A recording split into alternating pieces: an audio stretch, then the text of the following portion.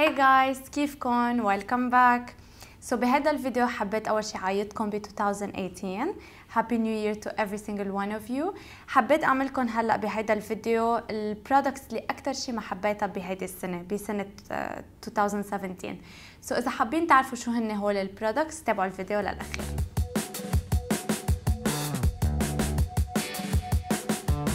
I'm gonna start أول شي بالكونسيلر، وكونسيلر كتير يعني خيب لي أملي هيدي السنة، هو باي باي أندر آي من إت كوزمتكس. I bought 3 and I'm so sad لأنه جربتهم بكل الدرجات وبكل الألوان and I'm sorry هذا الكونسيلر ما زبط معي، ما اشتغل معي whatsoever. جربت مع مويسترايزر، جربت اخلطه مع غير كونسيلر، جربت كل شيء في طرق، خلص it did not work for me. ما حبيته هالكونسيلر ابدا، وسادلي I have 3 للكب. هيدي الباودر كتير سمعت عنها حكي، يعني so many bloggers حكوا عنها، وعن كتر ما حكوا عنها تحمست انه خلص صار عبالي اجربها، و I went out of my way لاحصل عليها and sadly I'm not using it. ما حبيتها at all. هي ال RCMA translucent powder for some reason بس لحطها فوق الكونسيلر عم بيعمل وايت كاست، يعني عم بيعمل بقع ابيض على الكونسيلر. I hate it. يعني إذا اضطريت وحبيت استعمله وما كان في غيره وما في كان بديل، بصير بحط بيرلي على الريشه وبثبتها، بس ستيل يعني الكونسيلر ما بيضاين. نيكست رح احكي عن ليكويد جلو، والليكويد جلو هو من اناستازيا بيفرلي هيلز. بتصدقوا هيدي أول مرة بنزعج من برودكت من أناستازيا. I love أناستازيا so much لدرجة إنه I was disappointed كتير منها، إنه how could she come up with something هيك. It did not work for me. ما عمل هايلايت، جربت أخلطه مع الفاونديشن، جربت أحطه on top of the foundation، جربت أحطه on top of the foundation and the powder، جربت أحطه as a primer. هلأ نيكست رح أحكي عن eyeliner and it's the liquid professional liquid liner from Glam Eyes from Rimmel. التكستشر تبعيته منا حلوة أبدا. It's أولاً very shiny، كلنا بنكره الشايني ايلاينرز، وثانياً بتعملوا أول لاير إذا مثلاً اضطريتوا تعدلوا وتزيدوا لاير ببلش يشقشق وما بيضاين، وإذا مثلاً عملتوا like this ب your eyes بصير ببين هيك زيح زيح زيح وببين مقطش. So terrible eyeliner. sorry ريمال.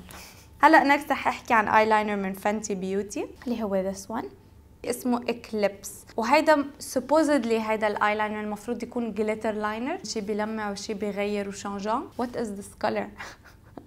This is beige. This is a concealer. How can this be used as an eyeliner? ما بعرف. ومفروض يكون جليتر.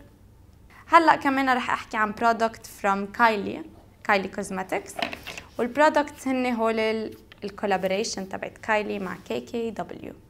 تحمسنا من كل قلبنا كلياتنا وقلنا هالالوان بدها تطلع خرافيه وبده يصير our makeup مثل كيم كارداشيان. sadly it was not the case. جدا سيئين ولونهم جدا بشع وكلهم identical. I don't see the difference. حورجيكم swatch on my hand. texture بتفزع التكستشر. it's so glossy yet it's matte yet it's pigmented. ما مفهوم هاي الليبستيك شو وضعها. now I'm gonna talk about highlighter from Dior. للصراحة I got this لأنه الباكجينج بجنن وتحمست كتير للباكجينج and from inside it's beautiful as well. This is the Dior Nude Air Luminizer in 001. It's so nice. The packaging is beautiful وهيك highlighter تقولوا من Dior، تحمسوا تقولوا finally Dior عملوا highlighter. I got so excited. I purchased this وندمت كتير لأنه مع فيكس بلس وما كان pigmented. يعني جربت on the back of my hand it looks nice, if I swatch it it also looks alright. منو كتير pigmented but on the cheeks لا غير ما بيبين مثل كأني ماني حاطة highlighter. so sadly this is so expensive وبنفس الوقت ما فينا نستعمله. now I'm gonna talk about a contouring kit اللي هي ال KKW Beauty contouring kit. this one. And this is how it looks like from inside. This is in the shade medium and I tried this one so many times. جربت أعطيها so many trials لأنه كمان كتير ناس حكت عنها وقالت عنها كتير حلوة. يات ما بعرف البرونزر فيها كتير قاشي، كتير بيطلع الوجه جراي وموسخ، ما زبط بأي طريقة. جربت استعملها بريشة أخف، جربت حطها لوكي، جربت حط الهايلايتر on its own. even the highlighter شكله هيك كتير باودري. ما مشي الحال. ناو رح احكي على فانتي بيوتي اجين اللي هي الجالكسي باليت. بغض النظر عن الباكجينج المخيف وبغض النظر عن الاي شادو قد ايه الوانهم حلوه from inside but the eyeshadows are not pigmented. I'm so disappointed. هيدا الشيء كتير زعجني لانه عن جد الباكجينج بيعقد بس once you open it عن جد it looks like a baby stoy.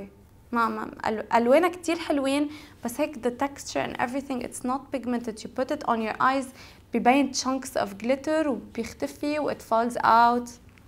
Not my thing either. استعملتها يمكن twice or 3 times max. Did not work for me. So guys هذا هو لهذا الفيديو. بتمنى يكون عجبكم وبتمنى انه يكون في هيك قصص in common بيني وبينكم بهول البرودكتس. اكتبوا لي بالكومنتس اذا في منهم عم تستعملوهم وكيف طريقه الاستعمال اللي عم تعملوها، بركي في شيء انا ما عم بعرف اعمله فيهم. and حتى اكتبوا لي بالكومنتس شو كانوا البرودكت اللي ما حبيتوهم خلال 2017، بركي في شيء ما لازم اشتريه just in case. So thank you all for watching وما تنسوا تعملوا لي subscribe, follow, share, like everything وبشوفكم بماي next video. Bye bye guys.